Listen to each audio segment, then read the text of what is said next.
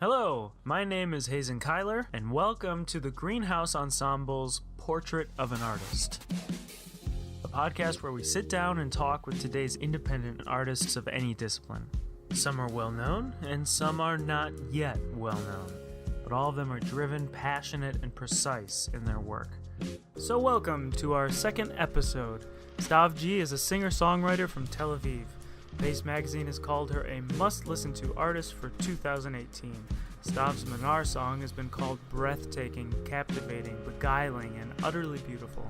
It's poetry for the ears and definitely the most gorgeous piece of music you'll hear this year, says London's The Devil Has the Best Tuna.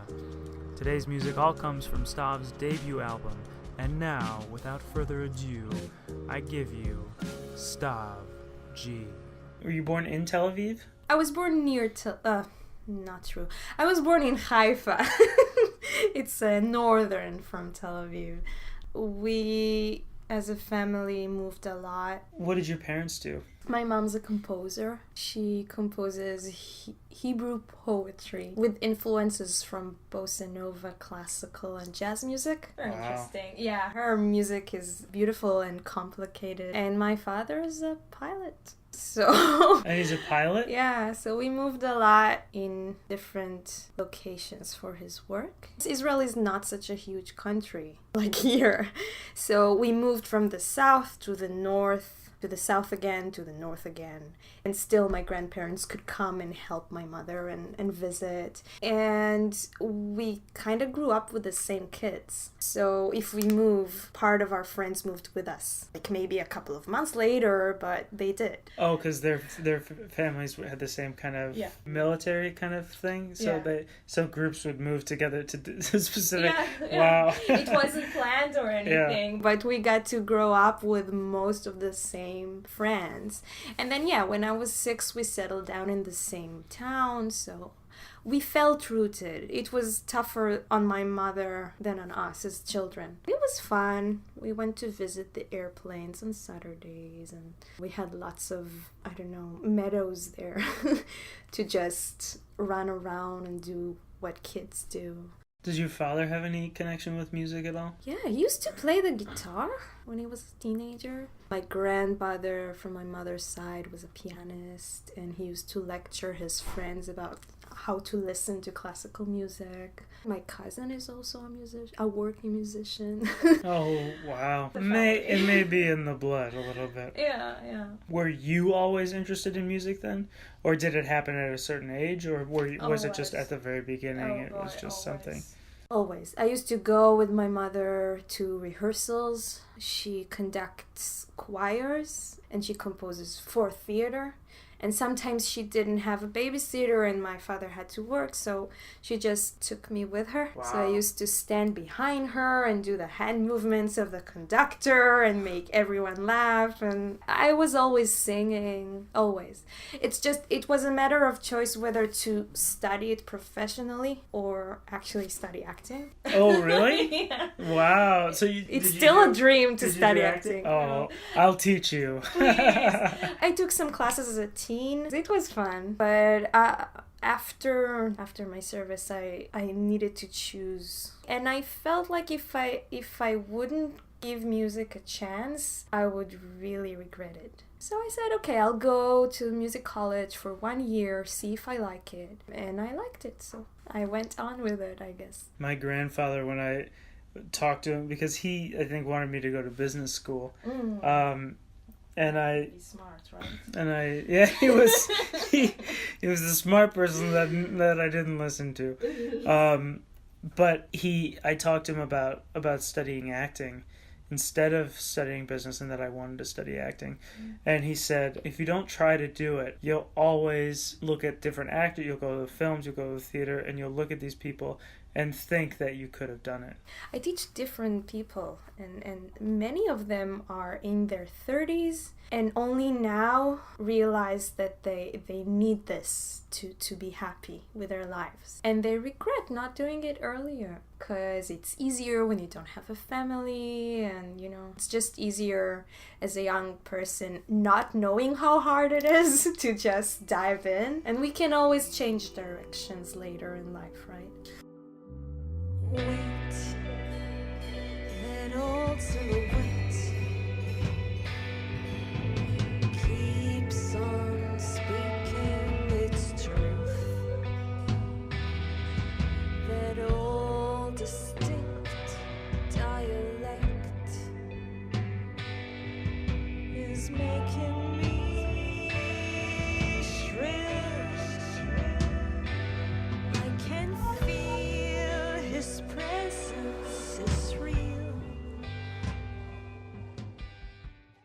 I wasn't composing back then. It's so funny. I never thought I have it in me. In college, I started taking these composition classes to figure out how to become a better singer. So if I understand composers better, I'll be a better singer singing their pieces. That's the same as acting, too, in terms of when you act, you have to know as much as you can about the playwright. Right. Because you have to understand where it's coming from with that person so you can kind of tap into that. There's so much emotional information that you get from knowing the person's history or knowing more of their work and things like that. So then what happened? Did you start a band in college? Was there some project that happened that kind of changed your perspective on everything or So a year after college, I went to South Africa to this workshop that a Swedish organization called Spiritus Mundi came up with. It gets musicians from conflicted areas around the world work together through music. So we were Jewish Israelis and Palestinians working together for 10 days about music. So did this Spiritus Mundi, they took you guys and put you in South Africa together? Yes. Okay. So we were 3 Israelis, 3 Palestinians, 3 Scandinavians, from Denmark, Norway, and Sweden. Why 3 Scandinavians? Because they're sort of the neutral side. Oh, okay. Yeah. So they took the conflicting people and then the totally neutral people. Yeah. And put okay. But what was interesting is that it was in South Africa, in the town of a local church choir in Limpopo. And so that we would be inspired of a former conflicted area and see how they heal also through music. You know, all these things that you know about your country and the conflict specifically. You read about it, you see the news, you read different opinions and all. For the first time in my life, I met people that experience these things on an everyday basis. And it really opened my eyes. It really changed something in me. One of those Palestinian musicians was, her name was Manar, and we are really good friends now. You know, by all opinions, it's almost impossible. We formed a really strong relationship. So this really changed my perspective, and I started to write and compose according to what I now learned. It really rattled me. But this was the kind of propelling force that pushed you into a lot of your work. Yeah. And in that same time, you know, we had all those, they called it operations in Gaza. So a lot of the songs that I composed then was actually me locked in a safe room where all my music instruments were. Being locked in a safe room because we had missiles attacking Israel from Gaza, and the news are awful, and people are, you know, bashing at each other online, and everything is awful. So I was composing a lot of my material back then. Are safe rooms common in Israel? Yeah. Wow. It's a law, actually. Now if you renovate or build a new building or apartment or a house, you have to have a safe room according to the latest technology. Oh my God. It's by law, yes. That's crazy. I wonder what that does to people's psychology. To just, I mean, that you have to think whenever you're at your home that I have a room designated in my house in case there's a horrible attack, someone trying to murder me. Sometimes where things are escalating, we carry gas masks to school and work. Oh my God. Know? It's a thing. So, I'll tell you a story about that. I was in Denmark when things were really bad with Gaza and Israel being under attack. I had to go to a workshop for my studies as a voice teacher. And I was sitting outside the apartment where I was staying at, waiting for the bus. Denmark is so quiet. The streets were completely empty. It was a weekend. There was no one in the street with me, hardly any cars passing by. And I heard an ambulance and I jumped. My body reacted so fast. My heart was beating so fast. I didn't understand what's going on. I was shaking and my adrenaline was rushing, ready to get me running to the nearest safe room. And I realized, oh my God, that's just an ambulance. So that's how you grow up. We all have sort of a, how do you say, post-traumatic stress syndrome? PTSD. We all have some sort of it, even if we weren't actually in war. So I wasn't a fighting soldier, but I did experience some bombing attacks, terror attacks near me, enough to rattle me every time there's a thunder, Jack Garfein, he was a Holocaust survivor, Oh. and his whole family was killed, and he was very young and came to the United States at 13. He was in Auschwitz. He did these 2 different films that were both huge failures at the box office and bad critical reception and everything. He was very young when this happened. He was recommended by Elia Kazan to do this work. And his friend came up to him and said, Jack, live long enough for them to become accepted. Right. And then 9/11 happened.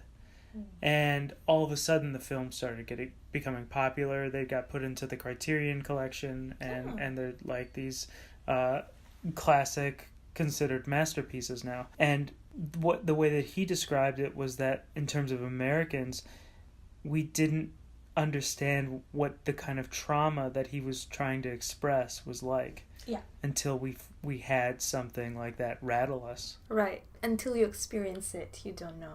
But it's like that all over the Middle East. The Middle East is a fighting zone. It's awful. If you meet people from Iraq or even Egypt, they will tell you the same thing. Or they wouldn't, because they're not even aware of... They don't know a different way of life. Yeah, they don't always... also Israelis, they wouldn't necessarily agree with what I just said. Waiting in my sheltered room, believing I'm out of danger. So what was Manar's perspective? She talked a lot about anxiety and the need to find some relief, if it's meditation or smoking or music. She talked a lot about this, acknowledging it. She talked a lot about her growing up in Bethlehem with checkpoints and military, and one day everything is normal, the other a friend just died, absent from school because a bullet just hit her by accident. So we shared similar experiences, only the gravity of it was much, much bigger than my experiences. Hers? Yeah. Wow. That's an interesting thing that there's because it sounds like, and you're not explicitly saying it, and this might just be where my imagination is going, because again, I know nothing and I'm just letting my imagination roam wild with these stories. But it sounds like, was she killed? I'm talking about the conflict between Israel and the Palestinians. Yeah. That bullet that grazed her friend, my imagination is saying it was some extremist group or something within her country opposed to Israelis attacking Palestinians. But I don't know. Also, I have no idea. It depends. A very close friend of mine died in Lebanon, just running after 3 soldiers that were just kidnapped. His tank just went over a bomb that Hezbollah put there, and he died on the spot. Her friends, some of them died from a bullet coming from demonstrators, some from soldiers, Israeli soldiers. And it might have been in self-defense of some soldier or whatnot, but it shouldn't happen. And it's amazing that with all of these wars, I think the thing that people don't understand totally is that these are all totally different, unique people, emotional people who are experiencing these intense, traumatic circumstances in a huge variety of ways, and you don't know how that's going to affect someone, and then put a gun in their hand, right. And then there's all these innocent people too. It's just It's an impossible situation, and it's never black and white. It's never black and white. You cannot sum it up in right wing or left wing, pro or against Palestine or Israel. You just cannot do that. It's so complicated, but the bottom line is that it shouldn't be like that. And it can actually be better, but that's an entire different subject. What has become of you? We had bigger dreams for you. 8 million refugees with nothing to lose. So open your eyes. We're bleeding, collapsing into despair under the weight of corruption of who's right or wrong. Collecting the dust from burning grounds of the street. Soon there be none to conquer. Pollution is bad in our name. the thing that I loved what you were talking about. I mean, I loved in terms of it being a perspective that I'd never even thought about or heard about before. You were saying that Palestinians within their own country, they have no access to the sea. Yeah. They like the way that you described it, they don't have that infinite horizon. There's the Gaza Strip that actually is on the sea, and Okay. there's the West Bank. Okay. So the I people in Gaza, have no geography skills at all. A lot So you're of talking people to a don't. child right now. This is the teacher in you that needs to. Yeah. So Israel is a really small country, and it's from north to south is just this thin and long strip. And the Gaza Strip takes a lot of the seashore. So they're experiencing their own kind of hell and humanitarian crisis right now. They do have the sea. So it may be polluted, and it may be controlled by the Israeli military so that they would not get out and harm Israeli territory, right? But they do have the sea. They can see sunsets, beautiful sunsets in the horizon and whatnot. Palestinians in the West Bank might have it a little easier than people in Gaza. But yeah, they don't have this open horizon. They don't have access to the sea. They do have access to the Dead Sea, which is pretty cool, but it's just a big pond between us and Jordan. And if they do want to visit the sea, they need permissions. They need permits. And sometimes they will get them, sometimes not. So they are dependent on the Israeli government and military specifically for everything. And it's just like having a parent when you're an adult or something like that. The lack of freedom that you just can't go where you want to. Yeah. It's very, very complicated, like, to live like that. In Manar's song, so much of it is influenced by the ocean or the sea. Why is the sea such a presence in that song? So when I first met her, she simply said, we don't have the sea. I was reacting just like you and try to imagine how it would be like without this possibility. It's so small and simple, but I don't know, it represents so much about the lack of freedom in that life. And that sea became, I guess, sort of a symbol of what could have been or should be in the future. My father and I went to Nepal after I graduated from high school. We went to Annapurna and did this backpacking trek for 10 days.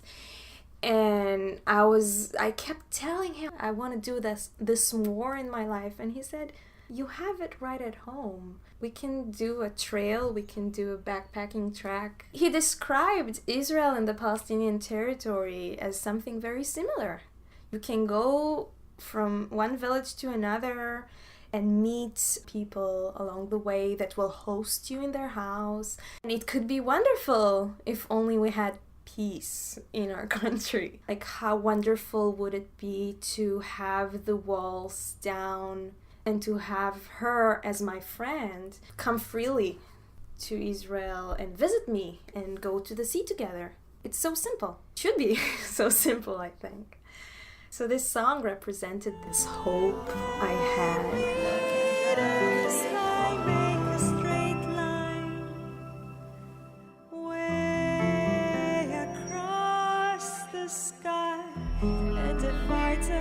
Take a deep breath inside of your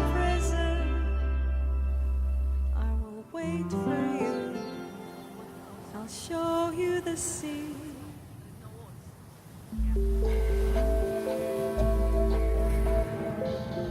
I'm fascinated by the difference between people like us that grew up encouraged to pursue art. And you know, we had a role model that it's possible, and those who are not, and those who are discouraged wanting to do art but keep being told that it's not practical. And when I was 6 and we moved in with my stepdad, my mom and my stepdad have been together my whole life, basically. Oh, okay. And we moved into his house, and at the time he was filming a feature film that he had written. He was directing and doing it all by himself, basically. So he was filming inside of the house. Ooh. And it was about his life. So I was experiencing, when I was 6, this guy, my stepfather, filming a story about his life and a romantic relationship that he had a few years prior. And I think that experience probably had something to do with me becoming an artist. Yeah. I imagine. And but then I do, so there's this nurturing part, but I also think that there's a chance that a lot of it's just so much genetic. The artist that I just interviewed last week, her mother's in theater, and she's like a really cool sculptor. Her dad's a photographer. Her grandfather's a sort of famous photographer, and she's a photographer. I see it as I have no other choice. So I can make money out of it, and I can get a day job, but I need to do it in some way. A lot of people that are in art and made a profession out of it were not being encouraged at all. And that's just fascinating. I think I appreciate their struggle a lot more. Because it's hard as it is, but not being supported by anyone emotionally, that's just, for me, it's impossible. I met this gay guy when I first moved to New York City, and I remember my jaw dropped when he said that he had moved from Brazil or something, and he had told his mother he was gay, and she said, I don't love you, I don't support that, I don't want anything to do with you anymore. And I couldn't believe that lack of support. But it's interesting, and I don't know if this is the same thing, but like what you're talking about, that kind of support when you have something inside of you that there's not really any other way to do it. I think Ozzy Osbourne was like that. I'm going back to that would make sense. Right? Yeah. I'm not sure he was encouraged by his friends and family to become a metal singer, And now he's Ozzy Osbourne, He pursued his passion. There's one story that one of my teachers talked to me about. He's a teacher of Allison Janney. She just won an Academy Award for I, Tanya, or I'm Tanya, or something. I, Tanya. Tanya. Oh, it's a good film. Yeah, she plays Tanya Harding's mother. Oh, and she's yeah. She's one of my favorite actors. Yeah, and so this acting teacher of ours, Nice. she told him once, she was living in New York City, and she was young, and she was sitting in this like horrible apartment, and she was just counting the bills because she knew she had to pay rent, and she didn't know how much money she had, and she was just going to scrape by, and she was sitting there alone, crying, everything, thinking, is this really worth it? Yeah. Questioning, thinking, should I just stop? Is all of this shit that I'm dealing with worth going through this? And then she decided it was. It was. And I there's another guy I've talked to. His name's Greg Jabara. He won a Tony Award for Billy Elliot. He's a friend of mine, and I remember asking him, did you ever think like maybe I should do something else? And his immediate response was nope. And I thought, how could you not ask that? Right. The answer still comes to the same thing, because even if I said I was going to give up acting or something, I can't not do it. Right. I would eventually find a way to start getting back into it just because it's the way I look at life. And you see people do that all the time. So they find their community theater or a choir, or they start to just record with their phones and tablets because they need it. They need to let something out. And it's fine. Every form is okay, but denying it could be so disastrous to some people. I don't remember his name. He played one of the head terrorists in Homeland. And I read an interview with him. He moved to the US, to LA, from, I think, Afghanistan. He just moved with his family and kept on going to auditions and pursue his career for 10 years until he got a break. 10 years of not being a working actor. And he had kids to feed. He didn't give up. That's amazing for me. For 10 years, he had this patience and persistency to do that. Those stories really inspire me. Morgan Freeman said something like, he was being interviewed and they said, well, you didn't get really recognized until you were in your late 40s. And he said something about like, anything that comes quickly goes quickly or something like that. The idea, and of course it's not a law because you see so many actors who have a career from childhood, sometimes preparation without structure, that flare up, they just fizzle out at the same kind of speed. You really know when you're not ready for something, you're not prepared. So you can get all the exposure you want, but if you can't deal with it, and you're not technically maybe equipped to sing for 2 hours 3 times a week, then you're just digging your own grave. So yeah, sometimes it's better for things to come a little later on in life, but you're really prepared to grab those opportunities and do something about them. And to be able to sustain that. Yeah. Yeah. I really feel bad for so many of those reality TV actors, dancers, singers. Some of them are equipped, some of them are totally ready, but a lot of them are not. And I don't know, just following up on their careers like 3 years after those shows, sometimes it's really sad. Mm-hmm. And an artist knows, I think. If you're really open, you really know when you're not ready for something and when you are, or what you really need to improve in your act. You need to listen to yourself more. The shapes it creates are entrancing. My vision is blurry, painted in red. I am being lured by Maggie the Mad to sway from the ceiling, walk the tightrope. She sits and stares at how swirling around, parading my skills. Everyone cheers to their standing ovation. I hold a trapeze, flying through fire. I'm eager to please. As soon as I'm able, I'm back on my feet, taking it back.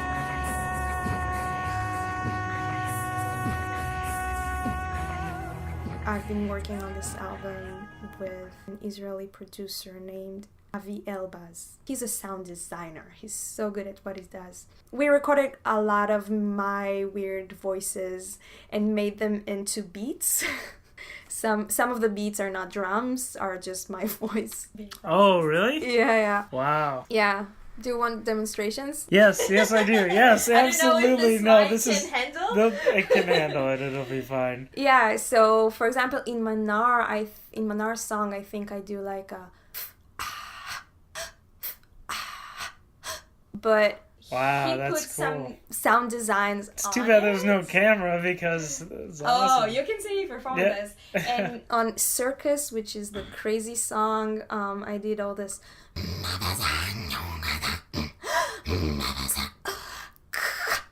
All this. Wow, that's cool. Voices, yeah. And then he processed them. Are you saying anything? No. Or is it? It's just sounds. The sounds. Yeah, that's cool. It was pretty fun. If you purchase the album, you get the full credit list. You can also see it on Bandcamp, I think. And then you see, like, some songs does not say drums.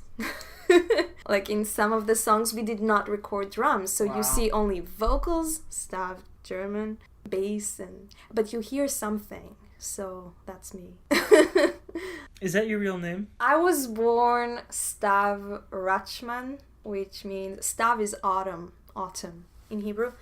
Rachman is just a common Jewish name, originally from France. Rachman. And my mother is Yael, German. That is a common Russian or Ukraine name. It's supposed to be Herman, but they changed the H and the G. So she's a musician, and when I went to college, so many of my teachers used to work with her, used to record for her or collaborate with her in Tel Aviv. So it made more sense to take her name. It also sounds better in Hebrew. Like STAV German versus STAV Rachman, which has this harsh sound. So it made sense to just call myself STAV G. I think it's cool. It's easier. Yeah. I had no idea what it meant. I thought it was like a stage. I thought the whole thing was a stage name. Oh, STAV. STAV too? Yeah, even STAV. Because I've never heard that before. So I was just like, oh, she's very hip. I try my best. And even when I first saw you, when I first met you, I thought you have this glow about you that's very welcoming and warm and very kind and gentle. And because I know at least a specific time in my life when I realized that this kind of positive, judgment-free thing was so ingrained in what my training was. Was there something that happened with you? Even as a child, I got a lot of negative criticism, mostly for myself. Then later in college, it was so competitive. 200 singers in a class in a year. There's not enough accompaniment. There's not enough room for all to perform in different projects. And the way we were taught was all about criticism, and some people can grow from it. And it wasn't for me. And then I found this school, the institute that I was trained as a vocal teacher, and their approach was completely the opposite. Only positive, only growth, only encouraging each other. They always ask us, how can we improve as your teachers so you could become better students and better teachers and better singers? And I just took their approach. The switch was so fast. So I guess I really found something that works for me if it was so easy to change. My experience in acting school was pretty similar, and I know that this is a podcast, so the people who taught me might be listening to this, but it was and it was at the beginning of the program and everything, I won't say where it is, but it was very competitive, but in a weird way, because there was only 8 or 12 of us in my BFA class, but what was nice eventually was that you got to the realization that you in no way are you actually compete. Once you get out of that school, you're not actually competing with each other. Right. But the environment that was set up was so different than when I came to New York, and it was about forgetting about yourself and not judging yourself and not judging other people and how those two things are related. Yeah. And the connectivity in terms of acting, that like kind of presence. Human beings in general and artists specifically judge themselves all the time. They have intense feelings about their art, their craft, and their personalities. So why add more of this? That's my thoughts, I guess. When you liberate yourself from these fears and anxiety, what would people think? Then you really are free to search your inner truth as an artist. Not saying it's easy, right? But I was studying, and I still study with this amazing teacher.